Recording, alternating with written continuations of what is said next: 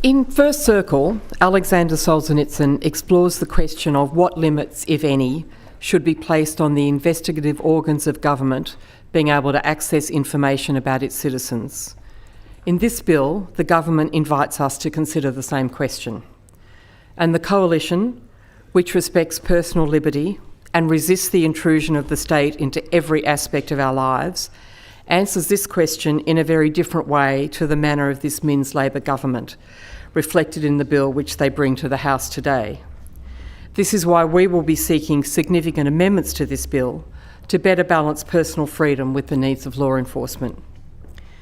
Since 1984 and the passage of the Listening Devices Act, it has always been illegal in New South Wales to record private conversations and activities and to pass on any of these illegal recordings, either directly or indirectly, to law enforcement agencies.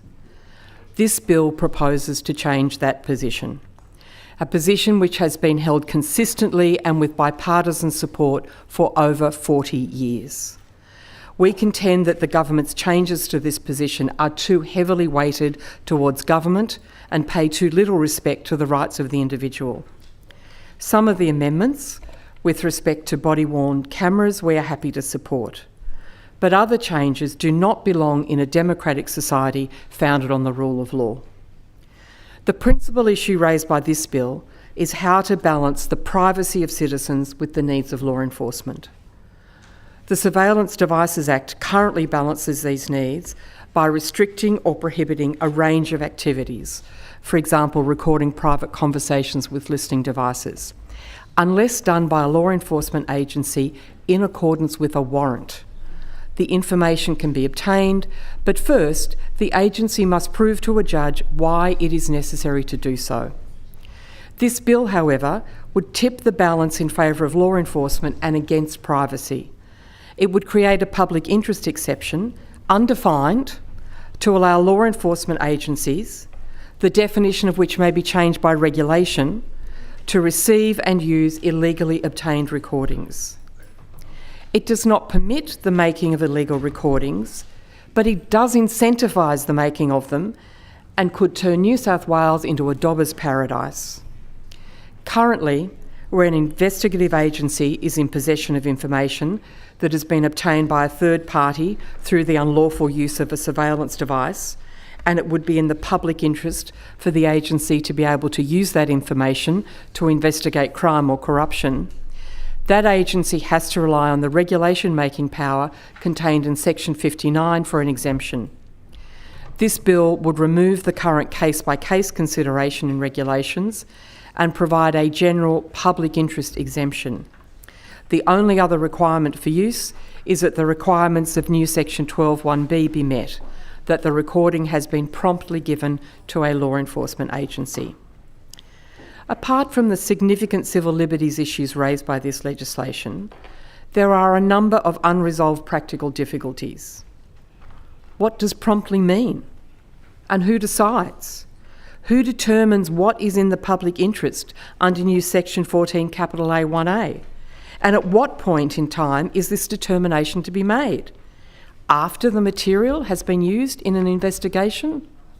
And if material is received and a determination made that it was not provided promptly or is not in the public interest, then are these investigative bodies guilty of soliciting or part of a conspiracy to solicit a breach of the Surveillance Devices Act? And again, who is the decision maker for these issues? One of the fundamental principles of natural justice on which all administrative law rests is nemo judex in causa sua, or no one should be a judge in their own cause. If this bill is legislating for a system whereby a law enforcement agency is able to receive illegally obtained material and then, acting as a judge in its own cause, decide if it was delivered promptly and if or if not the material is in the public interest, then this offends a fundamental rule designed to protect against bias. Just one of the many problems with this legislation. Another practical issue is that presented by 21st century science. Since the Listening Devices Act was first enacted in 1984, we have seen huge changes in technology. When Solzhenitsyn was writing First Circle, those old Soviet encyclopedias were still in circulation, where you could tell regime change by who had been airbrushed in or out of Politburo and other photos from one year to the next. And you could tell because the technology of the day was so bad, it often left person-shaped gaps in those photos. But now I could take out my phone, and I am not technologically literate, but I could edit a friend out of a photo or into a photo, and no one would be the wiser. Audio clips can be spliced together, completely changing meaning, often without any indications of editing. And this is before we start exploring AI. I am sure I am not the only member of this House who has heard how much better my speeches sound when delivered by Barack Obama or Arnold Schwarzenegger. With an illegally obtained recording, how can we be sure of the accuracy and the veracity of the recording?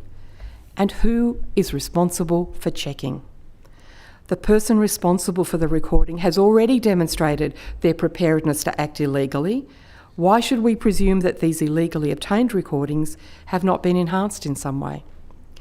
When police obtain a warrant to record in a way which would otherwise be illegal, there is not only a weighing of public benefit by a judge, but also a clear chain of custody and sworn affidavits as to provenance of the evidence. All this is missing in the present legislation. Another issue raised but unresolved by this legislation is what use may be made of the illegally obtained information after the investigation has concluded. In a society based on the rule of law, the point of an investigation is not for the Executive Law Enforcement Agency to come to a view and then determine penalties. The role of the Law Enforcement Agency is to provide the fruits of their investigation to a court, where the allegations and the evidence can be tested and the accused have a fair opportunity to answer any claims. Section 138 of the Evidence Act and the common law, as a result of the High Court decision in Bunning and Cross, provide mechanisms for testing whether and if illegally obtained evidence can be relied on in court proceedings. However, in this legislation, the weighing of the public interest in terms of the illegality of the evidence comes too late. It only comes when a matter gets to court.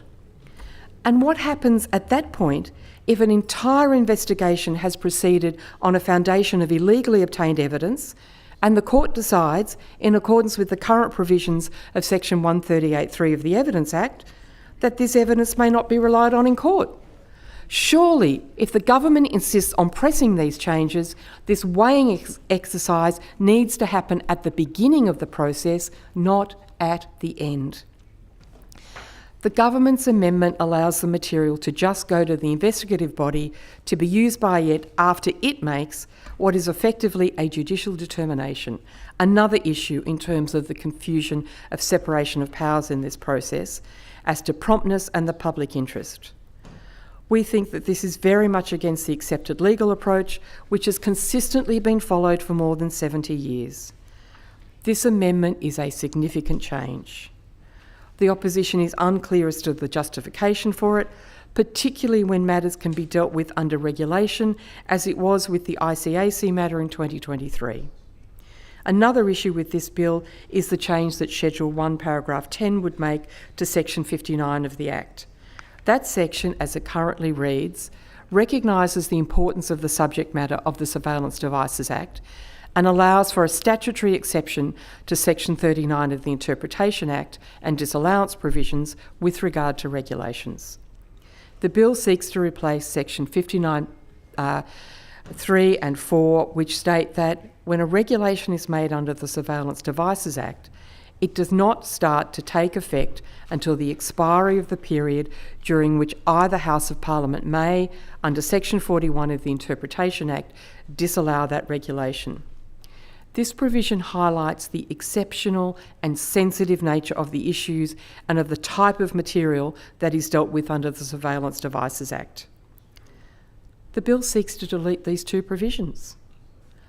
The argument for taking out those exceptional provisions is not cogent, given the way in which this Act guards what are potentially huge incursions into people's privacy by the recording and videoing of them and accessing private data.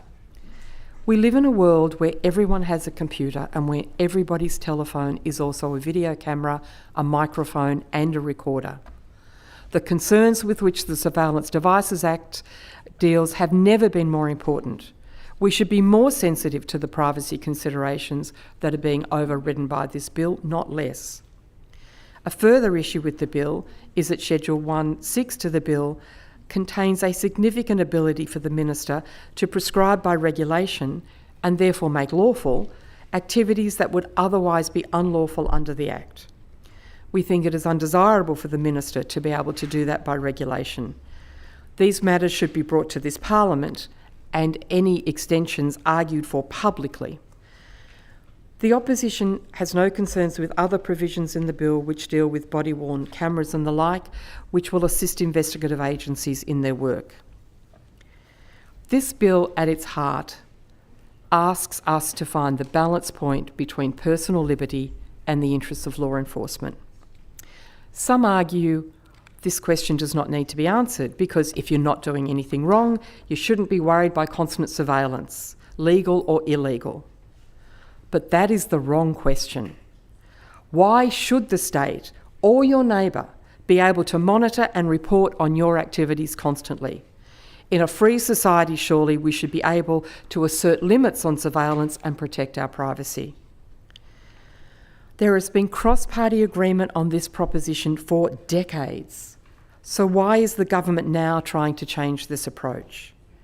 Why are they putting a very fat thumb on the scales and weighting them heavily in favour of law enforcement without giving appropriate consideration to civil liberties and protection of individual rights? In First Circle, Lev Rubin ultimately decides that he cannot cooperate with a state which seeks total surveillance, even if this means that he will be sent back to a prison in the Siberian Gulag. We are not facing that starker choice. All we have to do to protect personal liberty from the illegal intrusion of the state is to vote for the opposition amendments. I invite all members to do so.